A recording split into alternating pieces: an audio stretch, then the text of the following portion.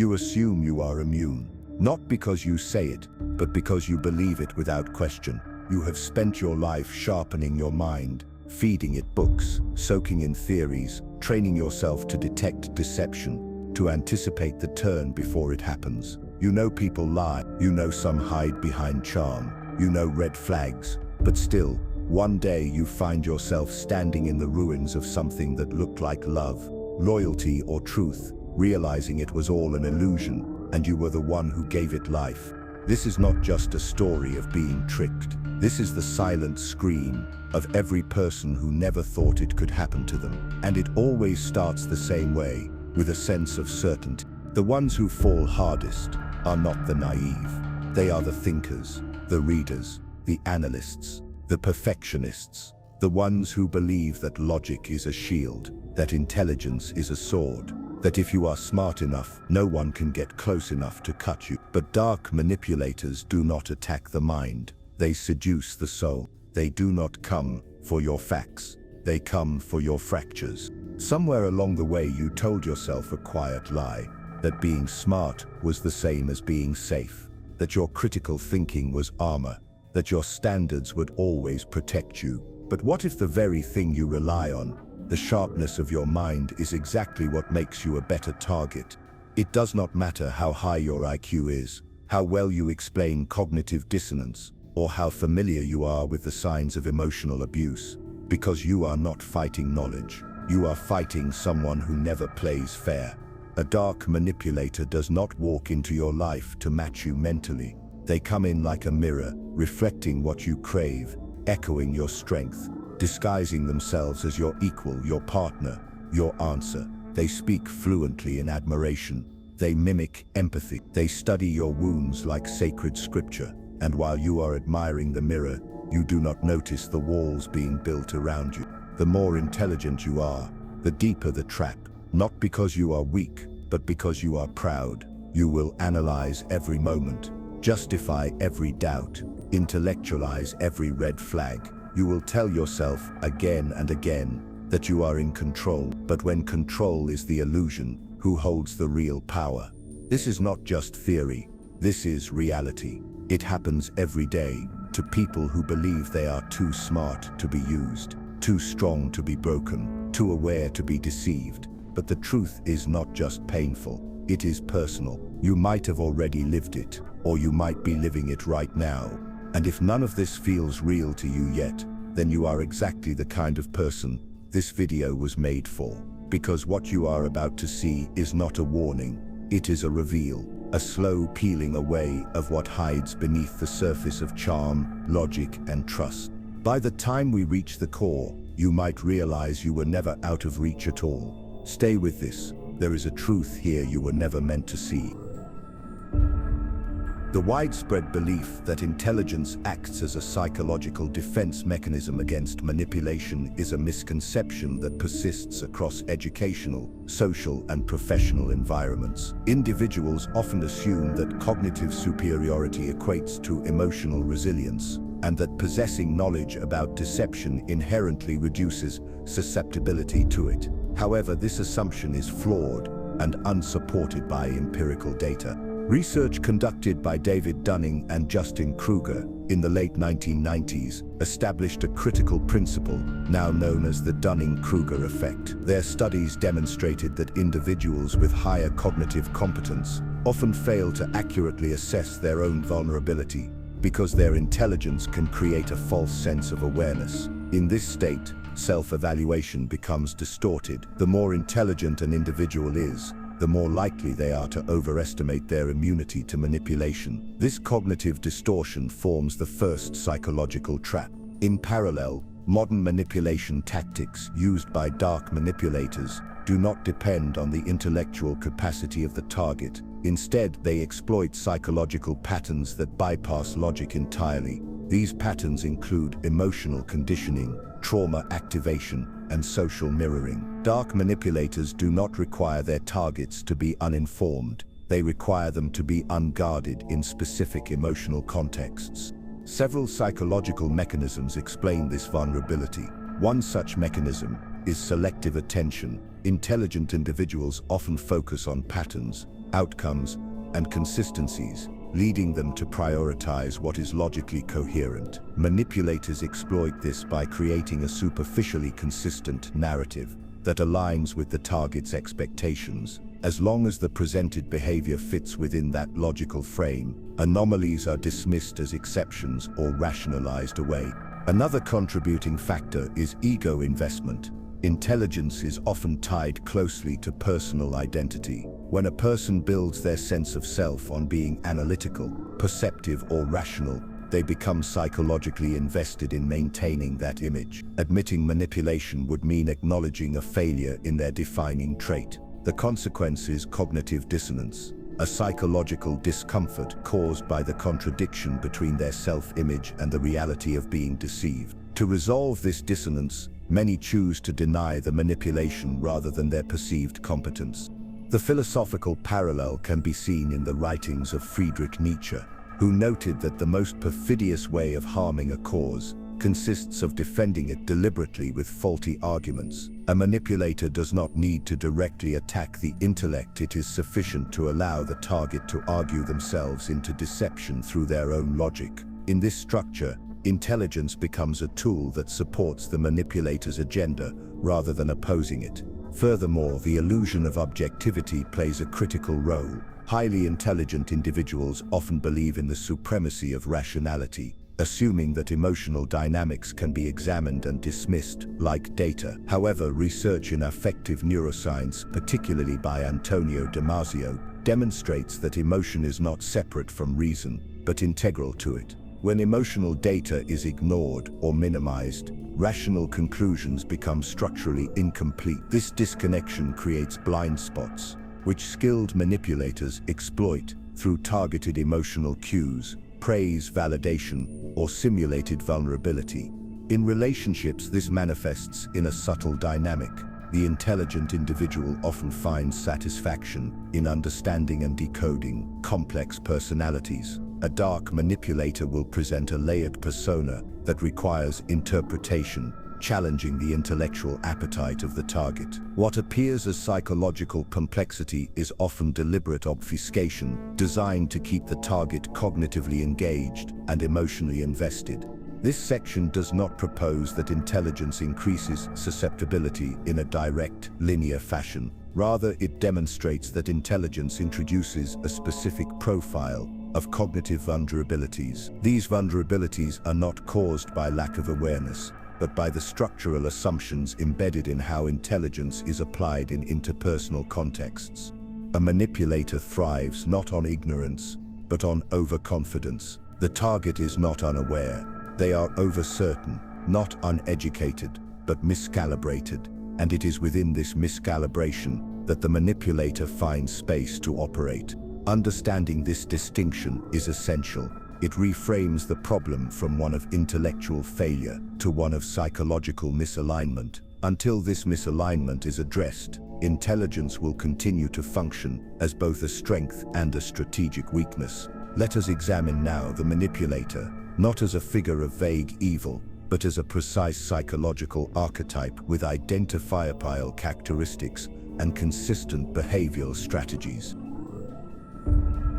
Dark manipulators, despite presenting diverse personalities, exhibit consistent psychological traits and behavioral patterns. These individuals function with intentionality, not randomness. They engage in behavior that is strategically designed to disorient, dominate, and extract from others without overt aggression. To understand how they succeed in infiltrating the lives of intelligent individuals, their psychological architecture must be defined. The manipulator's profile is most accurately described through the framework known as the dark triad. This psychological model categorizes three distinct yet overlapping personality traits: narcissism, Machiavellianism, and psychopathy. Each of these traits contributes uniquely to the manipulator's capability. Narcissism, in this context, refers not to ordinary self-confidence, but to pathological self-importance. Clinical narcissism includes an exaggerated sense of superiority, a need for excessive admiration, and a lack of empathy. According to the Diagnostic and Statistical Manual of Mental Disorders, 5th edition, individuals with narcissistic traits often seek relationships that validate their superiority while avoiding emotional accountability. Machiavellianism, named after Niccolò Machiavelli, describes manipulative behavior rooted in cold rationality and strategic deception. Individuals exhibiting high levels of Machiavellianism use others as tools. They prioritize long-term gains, conceal intentions, and orchestrate social situations to maintain advantage. Research published in the Journal of Personality and Social Psychology found that Machiavellian individuals are more effective in structured environments where rules can be bent without detection. Psychopathy, distinct from sociopathy, refers to persistent antisocial behavior, emotional detachment, and remorselessness. Robert Hare, in his foundational work on psychopathy, emphasizes the lack of guilt, superficial charm, and impulsivity as key identifiers. These traits enable the manipulator to violate trust without psychological consequence, making them especially dangerous in intimate or professional environments.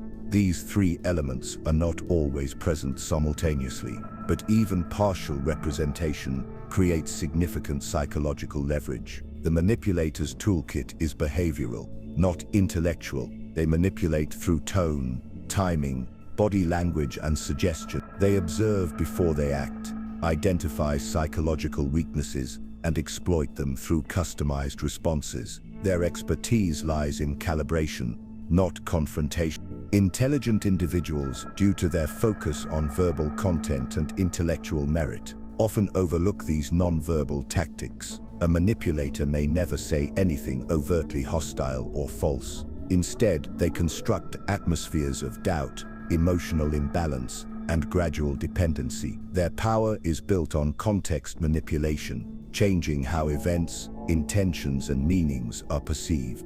One common method is intermittent reinforcement. This principle, observed in behavioral psychology, refers to the inconsistent delivery of rewards. In practice, the manipulator alternates between praise and criticism, intimacy and distance. This inconsistency increases psychological fixation. The target becomes consumed with understanding the pattern, seeking the return of validation, and avoiding disapproval. The intelligent mind interprets this as a solvable puzzle. In reality, it is a trap engineered to maintain control. Another method is triangulation. This involves the manipulator referencing third parties to generate insecurity or competition. For example, they may mention the admiration of others or past relationships to provoke comparison. This tactic triggers internalized performance anxiety, leading the target to adjust their behavior in order to resecure the manipulator's attention.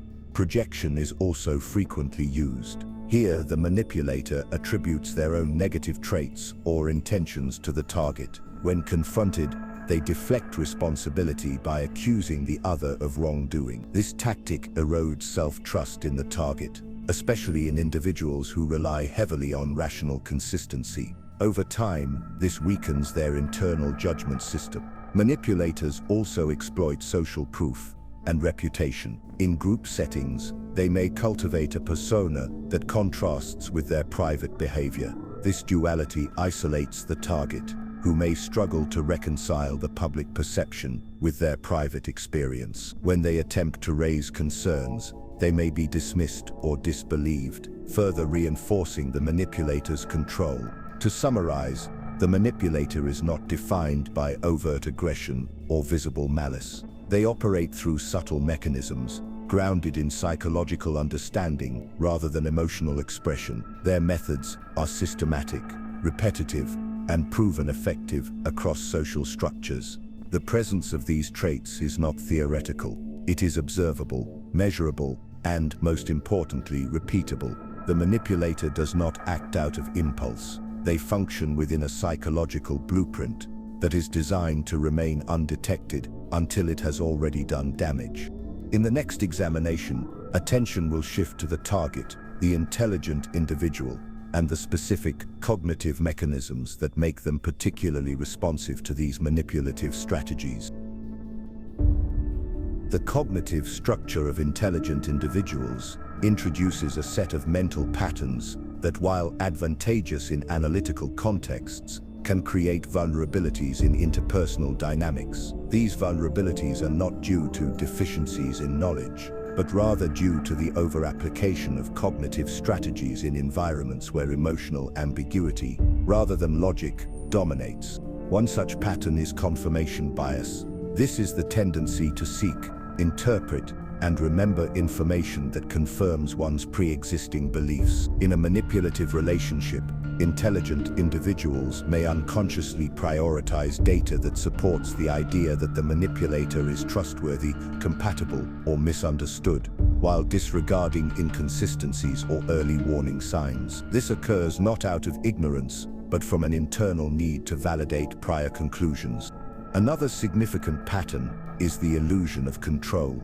This refers to the belief that one can influence outcomes that are, in reality, beyond their influence. Intelligent individuals, accustomed to success in problem-solving and decision-making, often apply similar frameworks to social situations. They may believe that through better communication, deeper understanding, or refined strategy, they can guide the behavior of a manipulative person. This belief is unsupported by empirical psychology. Manipulative behavior, especially when driven by personality disorders, is not responsive to logic or compromise.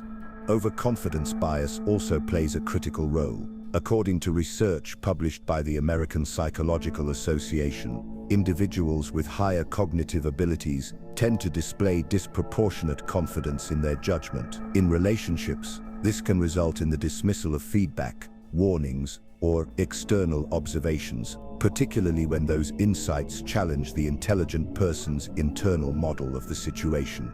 The drive for coherence further amplifies vulnerability. Highly intelligent individuals often construct internal narratives that are consistent, layered, and explanatory. When faced with emotional contradiction or behavioral unpredictability, they attempt to resolve the inconsistency through rational elaboration. Rather than recognizing deception, they theorize complex psychological motivations, unresolved trauma, or misunderstood communication. This intellectualization replaces clarity with theory, reducing the likelihood of decisive action. Furthermore, intelligent individuals often exhibit a high need for cognitive closure. This need refers to the desire for a firm answer and an aversion to ambiguity. Manipulators, by nature, thrive on creating ambiguity. They present inconsistent emotional signals, shift boundaries, and introduce contradictions into the relationship. The intelligent individual, driven by the discomfort of ambiguity, invests additional cognitive effort to establish meaning. This effort, paradoxically, increases emotional entanglement. Emotionally, intelligence does not equate to maturity. Research in emotional intelligence, particularly the work of Daniel Goleman, demonstrates that the capacity to process emotions, maintain empathy, and manage interpersonal dynamics is independent of traditional measures of intelligence. When emotional development is neglected, intelligent individuals may lack the resilience needed to withstand manipulative tactics that operate below cognitive awareness. Social behavior is another component. Intelligent individuals may experience isolation due to intellectual disparity with peers, leading to a diminished social support system. Without external reference points or feedback, manipulative behavior becomes normalized. The manipulator often exploits this isolation by positioning themselves as the sole confidant or source of understanding. Additionally, intelligent individuals frequently exhibit perfectionism. This trait can lead to an internal belief that failure reflects personal inadequacy. In a manipulative relationship, this results in repeated attempts to improve the dynamic through self-adjustment. Rather than recognizing exploitation, the intelligent person assumes responsibility for relational problems, reinforcing dependency and guilt. These psychological traps do not operate in isolation. They function as a system. Cognitive bias supports emotional vulnerability, which reinforces behavioral inertia. By the time the intelligent individual recognizes manipulation, the investment of time, identity, and emotional energy has made disengagement psychologically expensive. Understanding this architecture is essential. The intelligent individual does not fall due to lack of awareness. They fall because the mental tools they rely on are ill-suited for environments where logic is weaponized and trust is eroded by design. This framework leads to the next critical insight, that intelligence without emotional grounding creates hunger. And it is this hunger that a dark manipulator intuitively detects and deliberately feeds. Intelligence does not eliminate emotional need. It often conceals it. While intellectual capability enables complex reasoning and abstract thinking, it does not inherently fulfill the core emotional requirements of human experience. Attachment, validation, connection, and intimacy. When these needs remain unmet or chronically neglected, they create a psychological vacuum, a condition that can be described as emotional starvation. Emotional starvation is not the absence of emotion. It is the prolonged undernourishment of emotional engagement and reciprocity. Individuals with high cognitive functioning often deprioritize emotional development in favor of intellectual achievements. This imbalance creates a void that remains largely unacknowledged, especially in environments that reinforce intellectual merit as the primary measure of worth. From a developmental psychology standpoint, early emotional deprivation can contribute to this pattern. Studies in attachment theory, particularly those initiated by John Bowlby and later expanded by Mary Ainsworth, highlight that individuals with avoidant or anxious attachment styles frequently suppress emotional needs or develop maladaptive strategies for meeting them. In highly intelligent individuals, these strategies often manifest as emotional detachment, over-reliance on logic, and reduced help-seeking behavior. This detachment, however, does not eliminate the underlying drive for emotional connection. It simply pushes it outside of conscious awareness. As a result, when an emotionally skilled manipulator enters the environment, they encounter an individual who is intellectually guarded but emotionally malnourished. This creates a precise vulnerability. The manipulator, through observation and subtle emotional calibration, identifies unmet needs. They provide intense validation, focused attention, and symbolic attunement. These gestures, though superficial, simulate emotional nourishment. For the emotionally starved individual, the manipulator appears uniquely understanding, intuitively aligned, and deeply empathetic. In reality, these behaviors are transactional, designed to generate emotional dependency. The manipulator may employ techniques such as love bombing, where intense affection, flattery, and time investment are used to accelerate emotional intimacy. While commonly associated with romantic contexts, similar methods appear in mentorship, friendship, or professional dynamics. The intelligent individual, having rarely experienced such focused affirmation, perceives the manipulator as exceptional or even transformative. Another factor is selective disclosure. Manipulators often present themselves as emotionally wounded or misunderstood. This elicits protective instincts in the target and activates a compensatory dynamic. The intelligent individual may rationalize the manipulator's behavior as a product of past trauma, leading to tolerance of dysfunction and redirection of attention away from their own needs. This mechanism becomes more complex when the intelligent individual internalizes the manipulator's well-being as their responsibility. It produces what psychologists refer to as role reversal or emotional caretaking. The manipulator becomes the focal point of emotional effort, while the target gradually disengages from their own psychological apologies. Over time, this imbalance is sustained through reinforcement loops. The manipulator provides intermittent and emotional rewards, strategically spaced to maintain uncertainty and craving. This pattern resembles operant conditioning, as studied by Skinner. The inconsistency of reward increases behavioral persistence, particularly in individuals who seek logical resolution to ambiguous emotional signals. The resulting state is cognitive dissonance combined with emotional dependency. The intelligent individual, now emotionally invested, begins to reinterpret the manipulator's behavior through increasingly complex psychological frameworks, often attributing depth or meaning to actions that are, in reality, manipulative. Emotional starvation also inhibits disengagement. When a person has been emotionally undernourished for an extended period, they may perceive the manipulator as the only viable source of emotional fulfillment. This perception is often reinforced by the manipulator's isolation tactics, which weaken external connections and reshape the social environment to center around the manipulative dynamic. This process, though gradual, results in a structural shift in the target's internal world. The manipulator occupies the position of emotional supplier, moral authority, and psychological mirror. Even when manipulation becomes apparent, the target may remain attached due to fear of returning to emotional deprivation.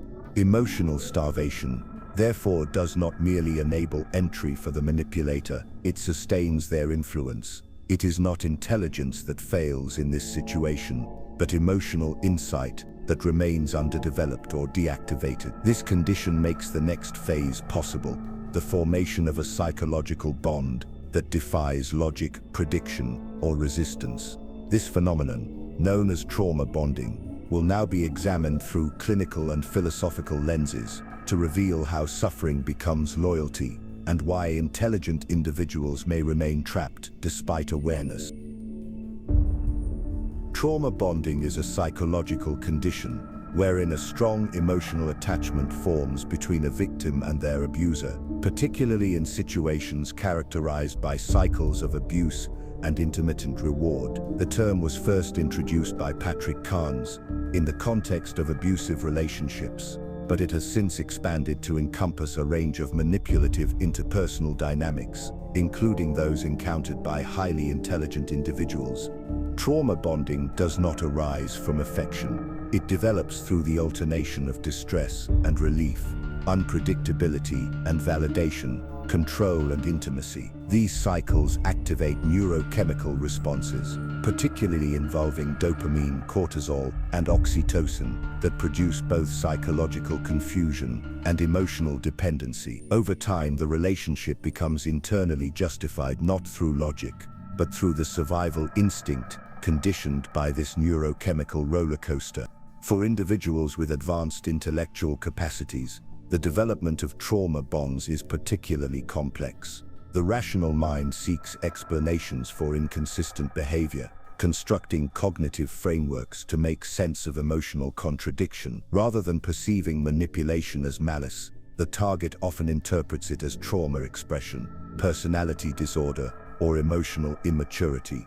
This intellectual interpretation reframes exploitation as complexity and converts suffering into purpose. This mechanism resembles what psychoanalyst Melanie Klein described as projective identification. In this dynamic, the manipulator projects fragmented aspects of the self onto the target, who then unconsciously adopts those projections and attempts to repair or stabilize the manipulator through emotional labor. The intelligent target, perceiving depth in these projections, engages further, believing that understanding will lead to healing. The manipulator in this framework assumes the symbolic role of the savior and the victim simultaneously. They present themselves as damaged yet valuable, emotionally volatile yet deeply intuitive. This portrayal activates both the intellectual curiosity and the moral responsibility of the target, especially in those who have unresolved emotional traumas of their own. The phenomenon of learned helplessness, as studied by Martin Seligman, also becomes relevant. After repeated exposure to unpredictable negative stimuli, followed by occasional reward, individuals may cease attempts to escape or challenge the situation, even when alternatives exist. In a trauma bond, this leads to emotional paralysis. The intelligent individual, despite identifying logical inconsistencies and manipulative behaviors, often feels psychologically immobilized. Cognitive dissonance reinforces this paralysis. The intelligent individual, faced with contradictory experiences and beliefs, must reconcile the manipulator's harmful actions with their perceived emotional value to reduce psychological discomfort. The mind often reinterprets abusive behavior as evidence of emotional intensity, spiritual growth, or mutual trauma processing. This reinterpretation sustains the bond. Philosophically, trauma bonding intersects with existential themes. The writings of Søren Kierkegaard and Friedrich Nietzsche often address the human tendency to attach meaning to suffering. In trauma bonds, suffering becomes framed as meaningful. The pain becomes evidence of love, loyalty, or destiny. This attribution transforms psychological dependency into perceived emotional depth. The manipulator, aware of this tendency, often introduces spiritual, philosophical, or therapeutic language to deepen the illusion. They speak in terms of soul connections, personal transformation, or healing journeys. These narratives do not heal, they anesthetize, they convert manipulation into mythology. The intelligent target, already conditioned to seek meaning, becomes entangled in a relationship that operates outside of logical exit points. Trauma bonding also erodes personal agency. The target, once confident in their analytical skills, begins to question their judgment, emotional perception, and sense of reality. The manipulator becomes both the cause of disorientation and the perceived solution to it. This loop creates emotional captivity. Escaping a trauma bond requires not only awareness of manipulation, but also a disintegration of the false narrative that sustains it. For intelligent individuals, this often means confronting the failure of their cognitive tools to resolve emotional entrapment. It involves recognizing that logic, when disconnected from emotion, cannot provide liberation. In this recognition lies an opportunity to examine the deeper philosophical dilemma, the desire for control and the illusion that intelligence ensures safety. It is not trauma alone that sustains the bond, but the belief that one can outthink suffering. To explore this further, it is necessary to examine the concept of control itself, its psychological underpinnings, and how the manipulator constructs and destroys this illusion to maintain dominance. Control, in psychological terms, refers to the perceived ability to influence outcomes, manage environments, and direct personal experience through intention and action. It is a fundamental cognitive need, as evidenced in the locus of control theory proposed by Julian Rotter. Individuals who believe that outcomes are primarily the result of their own behavior exhibit an internal locus of control, while those who attribute outcomes to external forces exhibit an external locus. Intelligent individuals, particularly those who score high on measures of conscientiousness and achievement orientation, are often characterized by a strong internal locus of control. This belief system functions effectively in academic, technical, and professional domains, where input and output maintain a measurable relationship. However, in emotionally manipulative relationships, this orientation becomes distorted. The intelligent individual assumes responsibility not only for their own behavior, but also for the emotional climate and behavioral responses of others. Dark manipulators exploit this psychological architecture. They create unstable emotional conditions, offer partial reinforcement, and subtly suggest that the target's actions are directly linked to the manipulator's emotional state. Over time, this induces a hyper-responsibility loop, where the target believes that with the right behavior, communication style, or emotional regulation, they can restore balance or prevent conflict. This belief is false. It originates from what is known in cognitive psychology as the illusion of control. Ellen Langer, in her foundational research, demonstrated that individuals often overestimate their influence over outcomes that are random or externally determined. In interpersonal manipulation, this cognitive distortion becomes a sustaining mechanism. The more the manipulator destabilizes the environment, the more effort the target exerts to stabilize it. This reinforcement cycle increases psychological investment while reducing perceived alternatives. A common manipulative tactic that supports this illusion is the double bind. This occurs when a person receives two or more conflicting messages, with one negating the other, and is prevented from resolving the conflict or leaving the situation. For example, the manipulator may express affection while simultaneously invalidating the target's perception or emotional reality. This generates confusion, anxiety, and compulsive problem-solving behavior. The intelligent individual, unable to tolerate unresolved tension, becomes increasingly involved in decoding the manipulator's shifting signals. Another mechanism is the strategic withdrawal of approval.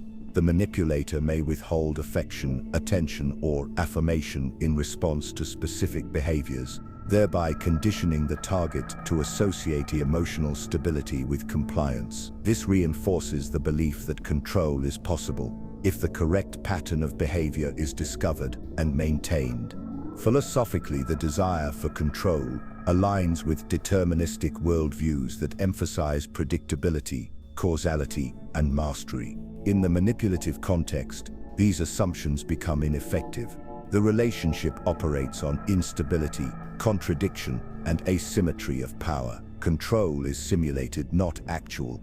The manipulator grants the appearance of influence to sustain engagement while maintaining actual dominance through opacity and unpredictability. The concept of learned behavior also plays a role. Intelligent individuals often rely on cognitive schemas formed by past success. These schemas include beliefs such as problem-solving leads to resolution, persistence overcomes resistance, and understanding precedes change. In manipulative dynamics, these schemas become liabilities. The manipulator operates outside of predictable response patterns, invalidating the tools that the intelligent individual has relied on throughout their life.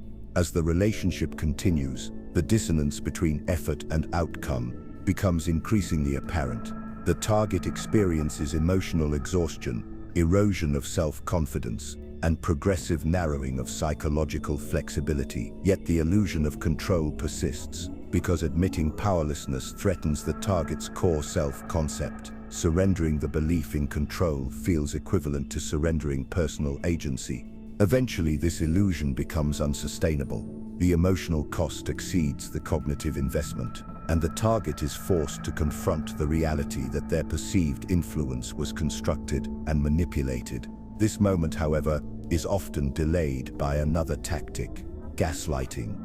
Gaslighting erodes the target's trust in their own perception, making it difficult to distinguish between internal error and external distortion. It is through gaslighting that the manipulator attacks the one remaining tool that the intelligent person still believes in: the rational mind.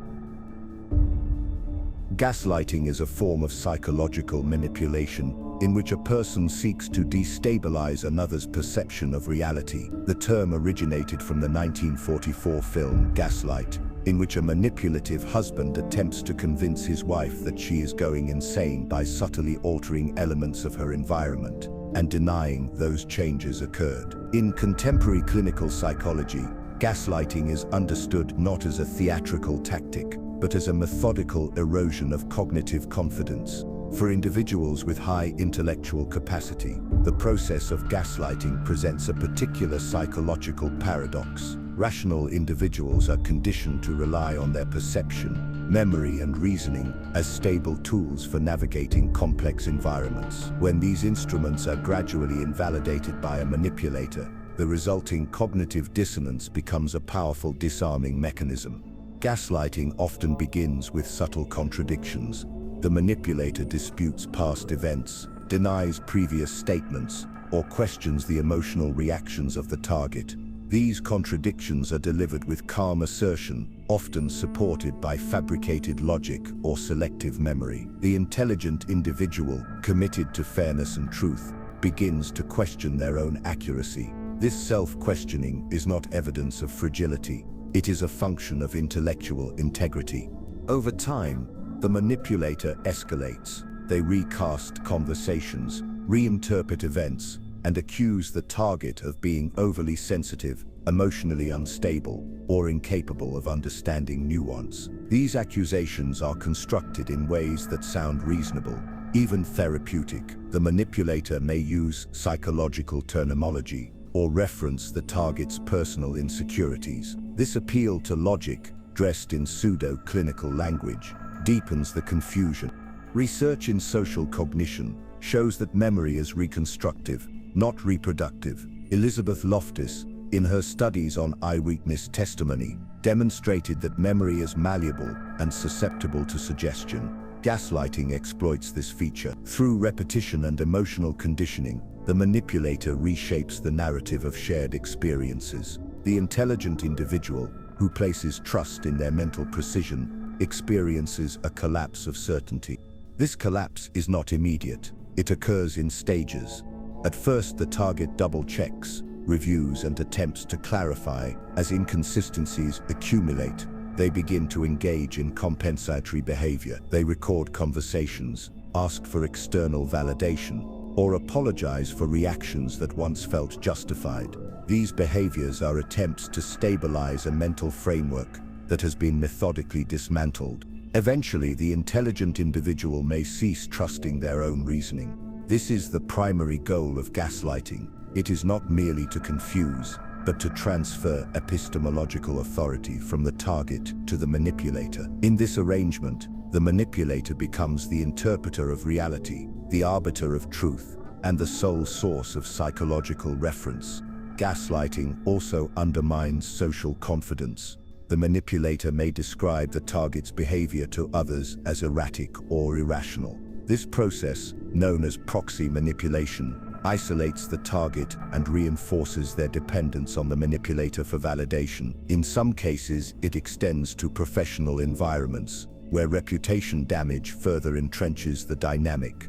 The psychological impact of gaslighting includes anxiety, depression, derealization, and cognitive fatigue. Victims often report a sense of floating, emotional numbness, or the belief that they are losing mental coherence. These are not symptoms of weakness, but of sustained cognitive overload. Philosophically, gaslighting challenges the Cartesian principle of cogito, ergo sum.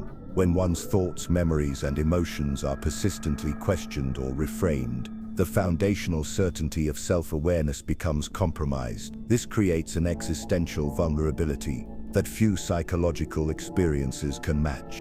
Intelligent individuals, in particular, are susceptible to prolonged gaslighting because they continue to seek resolution through reason. They attempt to restore coherence, to reconcile contradiction, to identify miscommunication. These attempts are ineffective because the manipulator does not operate within a framework of shared truth. Their objective is not accuracy, but control.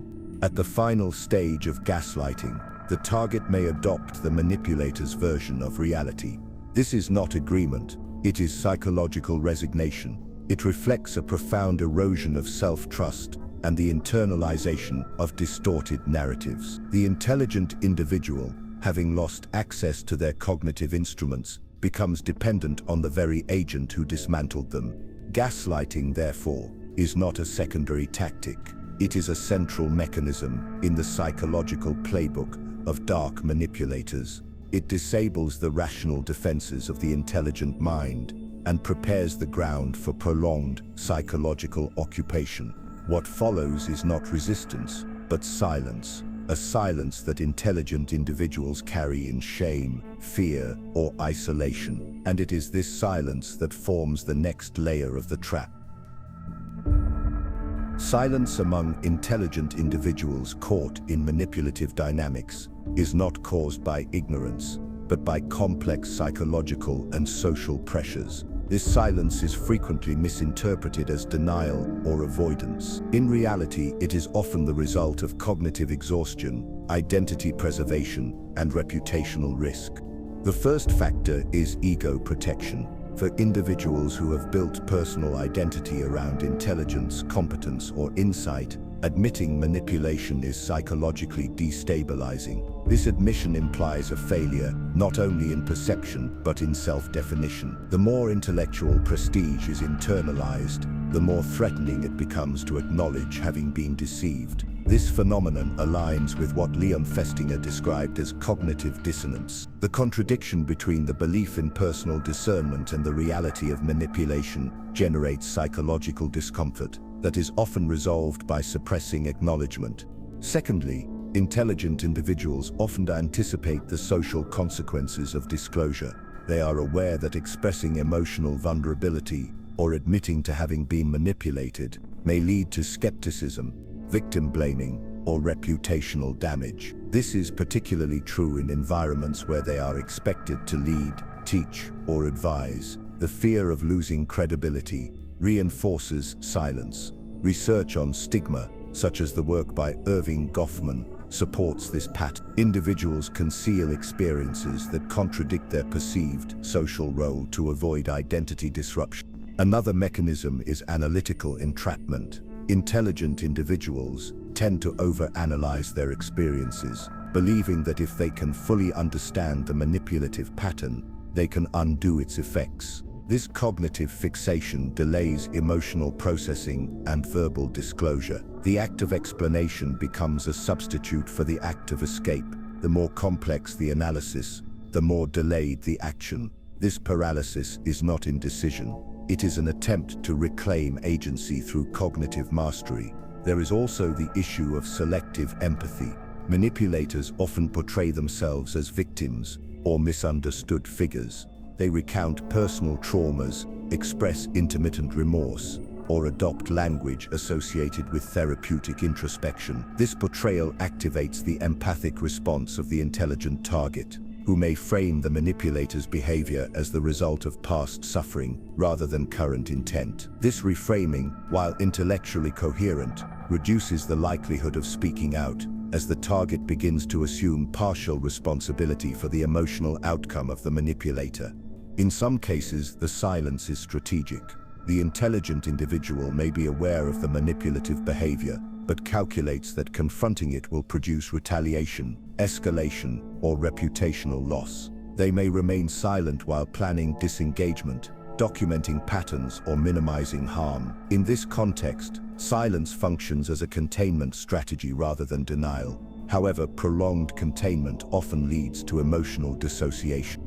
Emotional dissociation, a psychological state in which an individual disconnects from emotional experience to reduce psychological pain, is frequently observed in victims of sustained manipulation. This state impairs the ability to narrate, process, or externalize the experience. It is not a conscious decision to remain silent, but a functional consequence of emotional overwhelm. Philosophically, the silence of the intelligent reflects a broader theme: the tension between knowledge and truth. Knowing one has been manipulated is not the same as being able to express it. Expression requires vulnerability, the surrender of control, and the acknowledgement that intelligence is not a shield against psychological harm. This acknowledgement is difficult for those whose self-worth is built on their ability to predict, interpret, and control outcomes.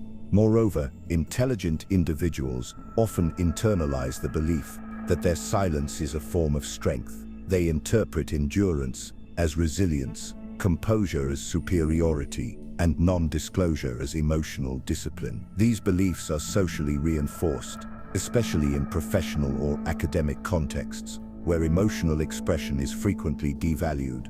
This silence, however, does not neutralize the psychological damage. It allows manipulation to continue unchallenged. It isolates the target further, consolidates the manipulator's control, and normalizes dysfunctional dynamics. Silence becomes both symptom and sustainer of the abusive structure. Breaking this silence requires not only cognitive clarity but emotional reintegration. It necessitates the reactivation of internal boundaries, the rebuilding of self-trust, and the reframing of vulnerability as strength. These processes begin not through external validation, but through internal reflection. This movement toward restoration begins with a confrontation, not with the manipulator but with the self, and it is in that internal confrontation where the possibility of liberation begins. The next focus is the psychological and philosophical mirror through which that liberation must be seen. The process of exiting a manipulative dynamic is not initiated by confrontation with the manipulator. It begins with internal recognition. This recognition does not emerge from external advice or accumulated knowledge, but from a psychological shift in self-perception. The mirror, in this context, is symbolic of introspective clarity. It reflects not how the manipulator behaved, but how the target participated, responded, and unconsciously maintained the structure of the relationship. Exiting is often delayed, not due to ignorance of harm, but due to fragmentation of the self. The manipulative dynamic systematically erodes boundaries, distorts perception, and externalizes control. The target loses coherence between thought, feeling, and behavior. The restoration of this coherence requires integration, an alignment of cognitive understanding with emotional experience. In trauma recovery literature, this is referred to as reintegration. Judith Herman, in her foundational work Trauma and Recovery, emphasizes that healing begins when the survivor reconstructs a sense of self that is no longer defined by the traumatic bond. This reconstruction does not prioritize explanation. It prioritizes boundaries, embodiment, and self-trust. For intelligent individuals, this shift is counterintuitive. The natural response to distress is investigation. They seek further insight, deeper understanding, more complex frameworks. However, understanding manipulation does not reverse its effects. The reliance on analysis often prolongs emotional detachment. Recovery requires not additional knowledge, but a change in relational posture. This change includes the relinquishment of cognitive control. The target must accept that not all interpersonal experiences can be explained or predicted. This acceptance is difficult for individuals whose psychological safety is rooted in predictability and mastery. Letting go of the belief that logic can undo trauma is essential. Philosophically, this aligns with existential thought. Thinkers such as Jean-Paul Sartre and Martin Heidegger describe the importance of authenticity and presence. To exit manipulation is to return to one's own subjective center, to reclaim authorship over one's perception, behavior, and values. This reclamation is not reactive, it is generative. It involves redefining selfhood without reference to the manipulator's gaze.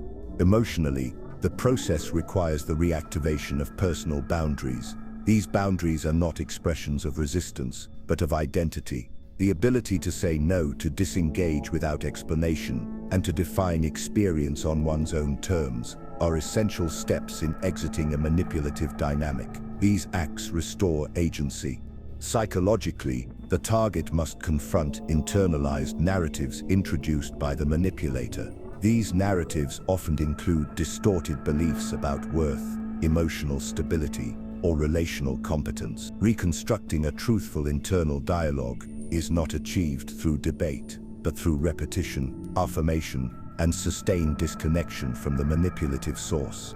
Another key element is rebuilding social context. Manipulative dynamics are often sustained through isolation. Reintegration into supportive environments provides new reference points and challenges the distorted perceptions maintained during the manipulation. Social neuroscience research confirms that interpersonal regulation of emotion is a core feature of recovery. Support, not solitude, accelerates exit. It is also essential to reframe the meaning of the experience. Without this reframing, the individual may carry shame, guilt, or cynicism. A constructive frame acknowledges the manipulation, understands the psychological mechanisms involved, and identifies personal vulnerabilities, not as failures, but as areas for future development. Finally, exit requires psychological closure without narrative resolution. Manipulative individuals rarely offer admission, apology, or mutual understanding. Waiting for acknowledgement or justice prolongs psychological captivity. Closure, therefore, must be internal and self-directed. This process, while structured in therapeutic language, is deeply philosophical. It asks the individual to define who they are beyond pain, beyond betrayal, beyond the illusion of control. It is not a return to what existed before the manipulation. It is the emergence of a new framework for relational and psychological engagement. The mirror does not reveal the manipulator. It reveals the capacity to heal. What remains now is the question of awareness. After exit, what changes? What choices emerge? When intelligence is no longer used to rationalize harm, but to prevent its repetition, and what responsibility arises when one begins to recognize the patterns, not only in others, but in the culture that enables them. We are about to address this responsibility, not as a solution, but as an invitation to awareness and transformation. The examination of why smart people fall for dark manipulators reveals no single cause, no definitive failure, and no universal immunity. It reveals instead a pattern, a system of psychological interactions in which intelligence, when uncoupled from emotional insight, becomes not protection, but a path into deeper entrapment. This pattern is not limited to individuals. It reflects broader structures within society, where intellectual success is rewarded while emotional vulnerability is stigmatized. In such a system, emotional neglect becomes normalized, logical overreach becomes virtue, and manipulation evolves to meet the blind spots of even the most cognitively adept. The intelligent individual, when manipulated, is not merely deceived. They are often persuaded by their own frameworks. They defend, explain, and justify until the manipulator's behavior no longer requires disguise. This is not weakness. It is a byproduct of the very strength that society often praises without question. To encounter this truth is to encounter a decision, the recognition of past manipulation, of internal vulnerability, and of misguided certainty creates a new cognitive space. This space cannot be filled with analysis or sealed with logic. It must be confronted with awareness, with humility, and with responsibility. The choice is not whether one has been manipulated. That determination lies not in explanation, but in reflection. The choice is what one will do with that awareness, whether silence will remain a strategy, whether control will remain a goal, or whether a different relationship with self and others can emerge from the recognition of these patterns. Psychological literature emphasizes that insight, by itself, does not create transformation, it initiates it.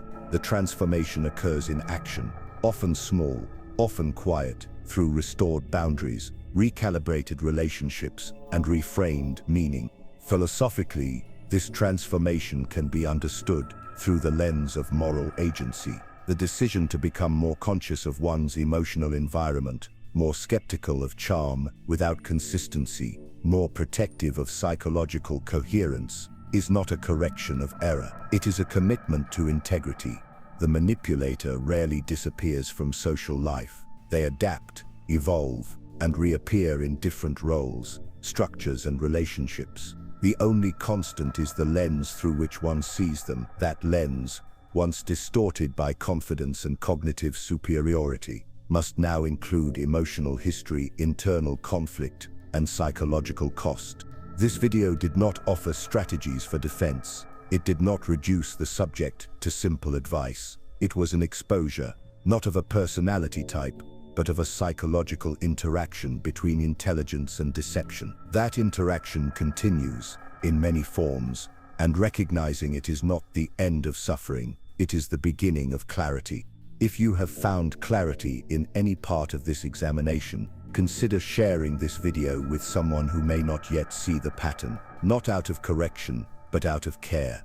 If this framework has opened a psychological question or broken a cognitive loop, consider subscribing. Future videos will continue to explore the subtle, often hidden architecture of psychological influence. They will not offer comfort, they will offer exposure. Write your thoughts in the comments, not for applause but as a way of externalizing what no longer needs to remain silent. This is not the end of the subject, it is the continuation of your attention.